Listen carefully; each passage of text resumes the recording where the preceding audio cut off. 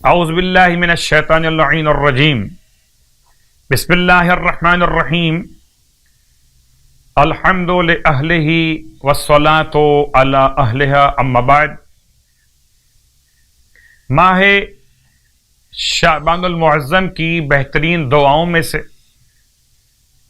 ایک ایسی مناجات کہ جو روز پڑھی جانی چاہیے اور انشاءاللہ صاحبان ایمان روز پڑھ رہے ہوں گے، اس کے جملوں سے کل بھی استفادہ کیا اور آج بھی استفادہ کرنا چاہتے ہیں۔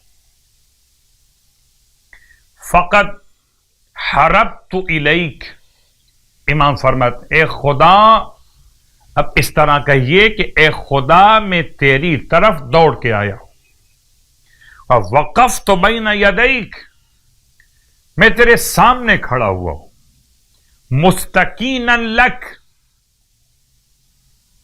حالت بیچارگی میں، متضرعا الیک،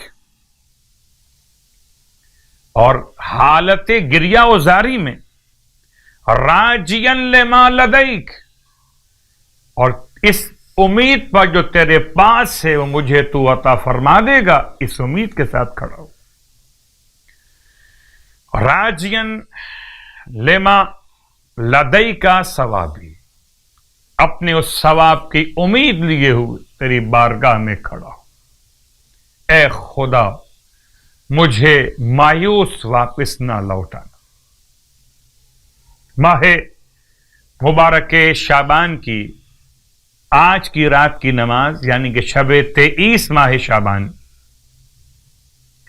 سرکار ختم یہ مرتبہ صلی اللہ علیہ وآلہ وسلم ارشاد فرماتے ہیں کہ اگر کوئی شخص 30 رکعت نماز بجا لائے، آج کی رات کی نماز 30 رکعت، 2 رکعت کر کے یعنی کہ 15 نمازیں، ورنہ اپنی نمازیں قضاء عمری، جیسے نماز قضا واجب پڑھی جاتی، یا یہ مستحب نماز 30 رکعت۔ کس طرح پڑھنا ہے کہ ہر رکعت میں الحمد کے بعد سورہ زلزال کو 1 مرتبہ پڑھنا ہے۔ زبانی یاد نہ ہو، دیکھ کے پڑھ لیجیے۔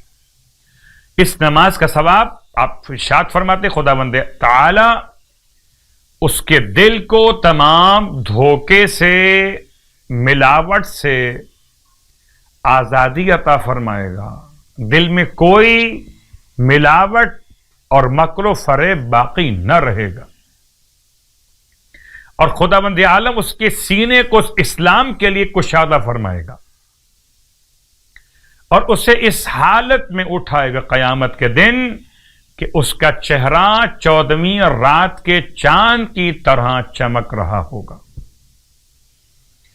پھر صلی اللہ علیہ وآلہ وسلم نے ارشاد فرمایا ماہ مبارک شعبان کے روزوں کے روایت کے ذیل میں